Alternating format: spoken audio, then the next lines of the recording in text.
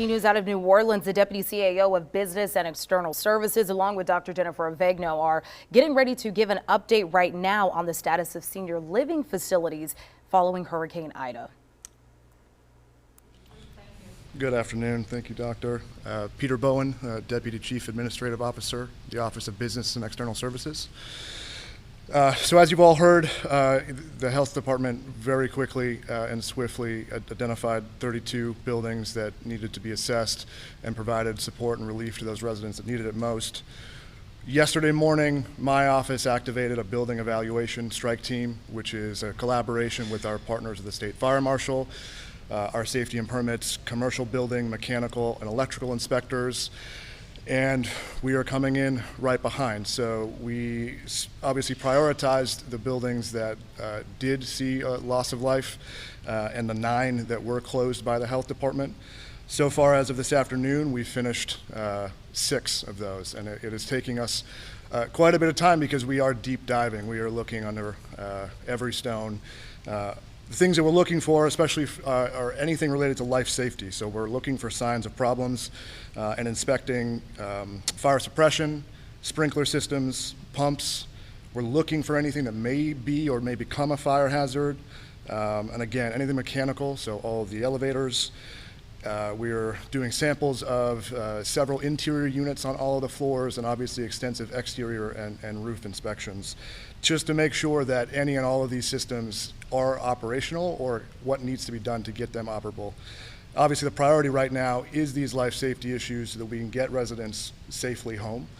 We've instructed the building management to coordinate with the State Fire Marshal on timelines and what they need to do to remedy these immediate life safety issues. Our building inspectors on the other side are looking at everything, and we have identified pretty significant deferred maintenance in all of these facilities. Lots of work done without permits, things that really it's just basic building management. It may take us a number of weeks to continue curing these items with the building owners, but again, these won't prevent folks from coming home, but these are issues that need to be addressed for these buildings to function and to provide quality housing to these residents. So our work will continue tomorrow and through probably next week as we try to identify all of the issues to get folks home. Thank you. Questions on the NWGNO? I know y'all have been evaluating a lot of nursing homes, senior care type facilities. A lot of people that live in senior living apartments, though, have been reaching out to us saying that, hey, we don't have electricity, we can't get in touch with the building manager. What would your advice be to those people? I know they sort of fall under different guidelines because it's not a nursing home per se, but it is a senior care type facility. I mean, the guidance. Yeah, I was going to say, so I just want to make the distinction. What we've been doing and what Peter has been doing is actually going to those senior apartments. Nursing homes are licensed and regulated by the state, very, very different set of requirements.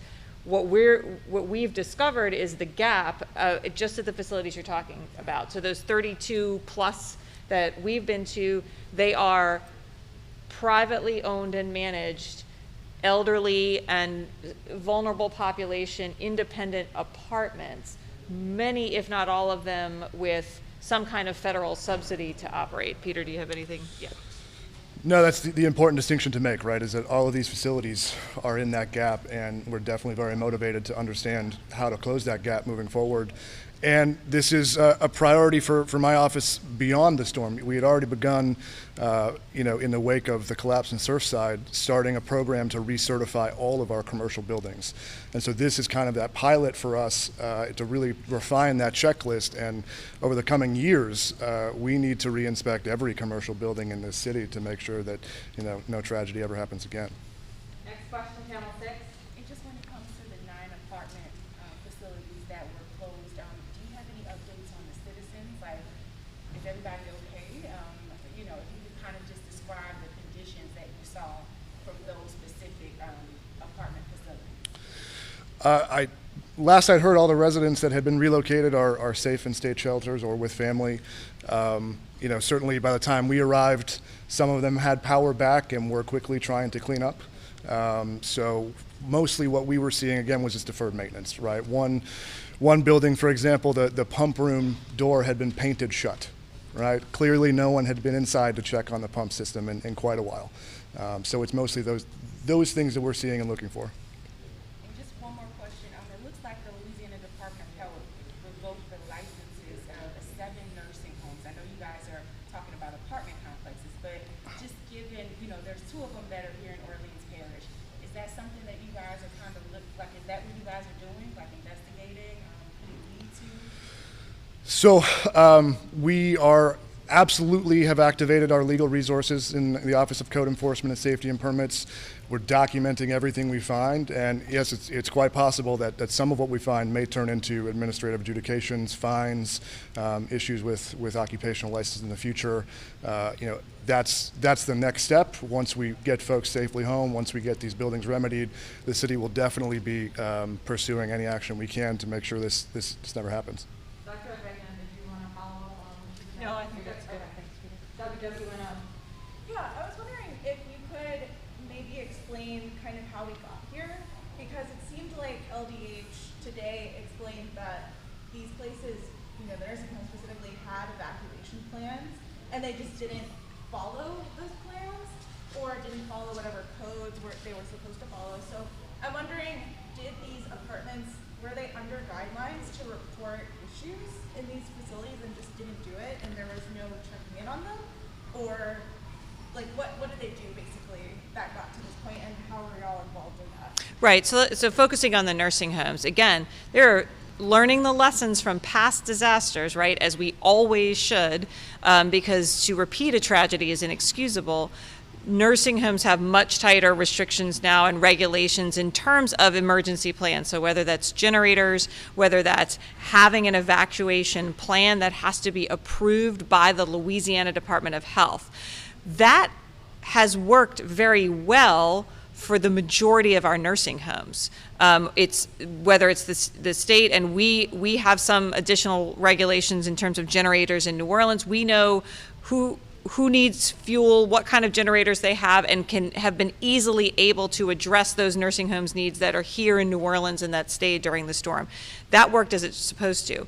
What happened with those 7 nursing homes that went to Independence is that they had a plan, and the plan on paper was reviewed and found to be appropriate. However, the plan on paper was not what happened.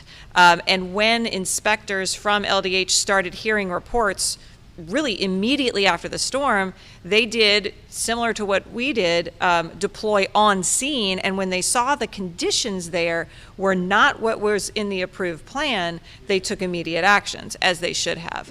That never should have happened. If you have a plan and you don't stick to the plan, or if you have a plan and you stick to the plan, then that's going to mitigate issues.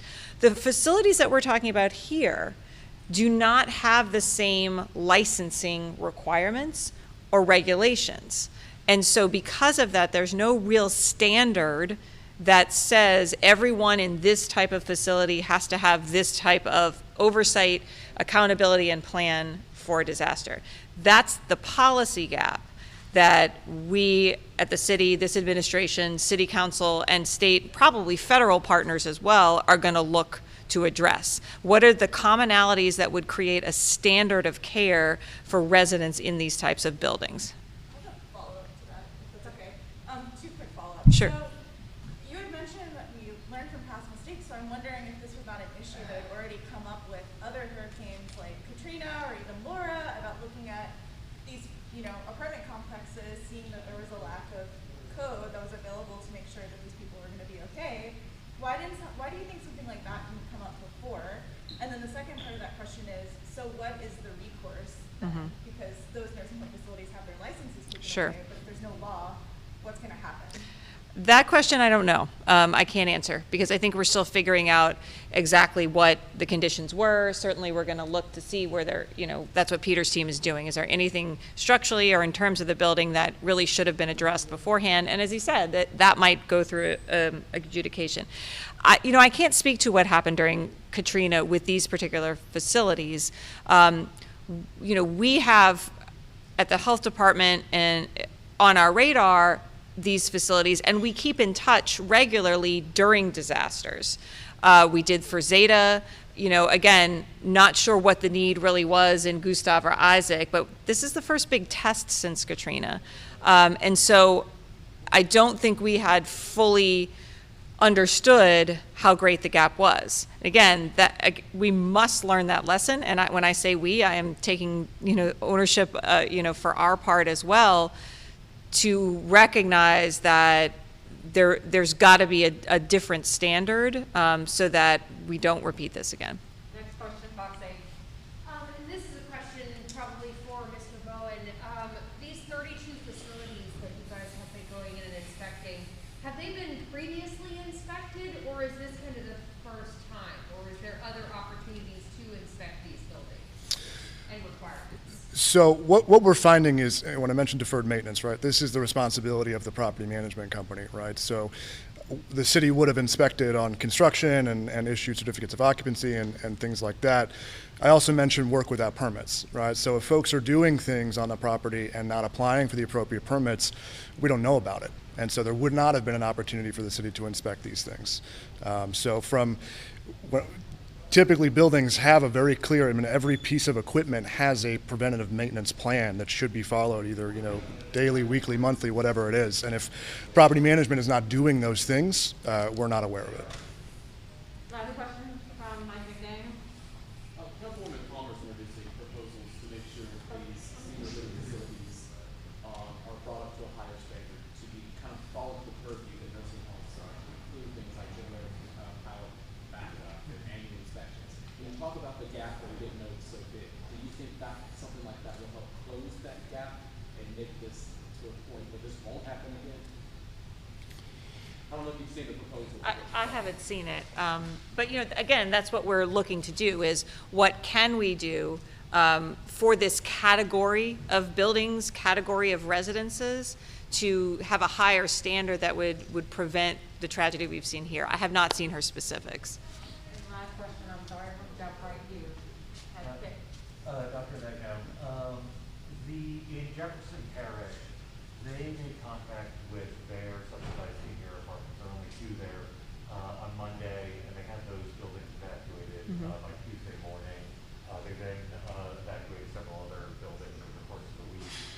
When was the first time you all made contact with management? When was the first time you were on the ground and went to the student to actually get people out of there? And also, are there any plans in place for what to do about these buildings after a storm? Well, yeah, that's what we're talking about, right? Is making a standard by which we would know exactly what they should or should not do. We made contact with several of these facilities before, during, and immediately after the storm, just checking to see, just basically checking up, right? So Saturday, Monday, some basic needs were identified. We got a message saying, oh, we need food and water at this particular facility, so we connected them with the folks that were doing food and water, got them there. Tuesday or Wednesday, I would say, and I'm sorry, Jeff, my memory is failing me, was when we were having challenges, either challenges communicating, or we were starting to hear that maybe there were greater needs that were not being provided to us.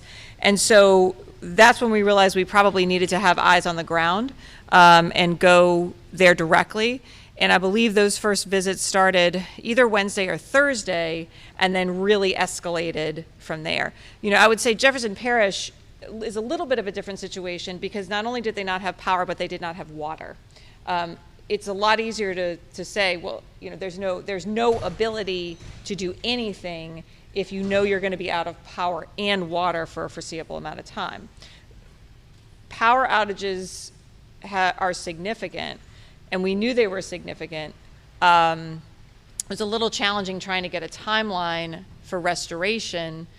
That guides the decision as well. But we made contact with several of them before the storm and continued during the storm, and then, directly probably midweek last week. Was there a concern about, we were being told by Energy Monday that you weren't going to have power for a week or more, especially when you're dealing with high rises and vulnerable populations. Yep. Wasn't there a concern for people who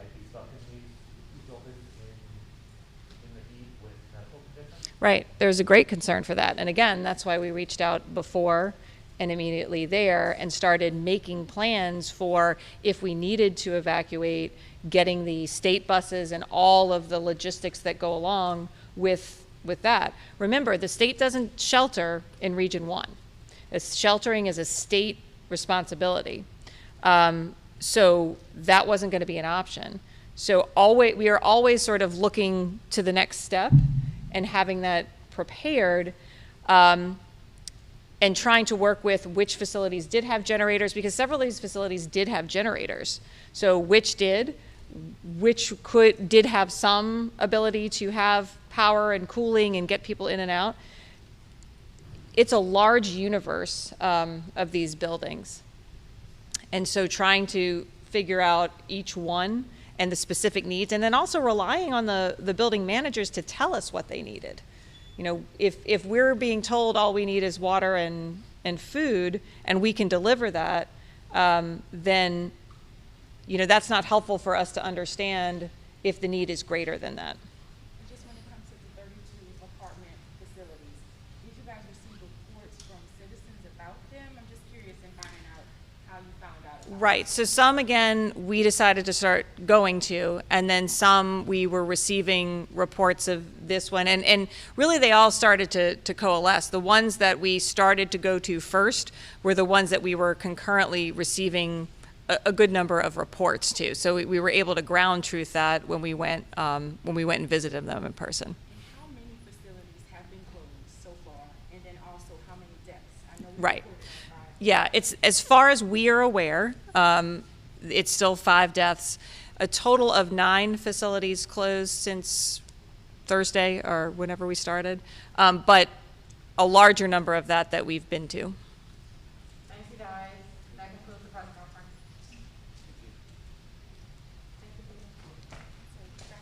Yeah. All right, that was Dr. Jennifer Avegno and Deputy CAO Peter Bowen giving an update on these facilities, these senior living facilities all across the city of New Orleans. Yeah, they've evacuated those buildings, at least 9. They said they've shut down, and they also said they know of at least 5 deaths so far from these senior living facilities. You heard our reporter Shay O'Connor ask, where are the other residents? Are they safe? And they said as far as they know, they are with families or in another facility. Right, we'll have much more on this coming up all new at 5 and 6. As you heard, Shay O'Connor was there. But until then, let's turn things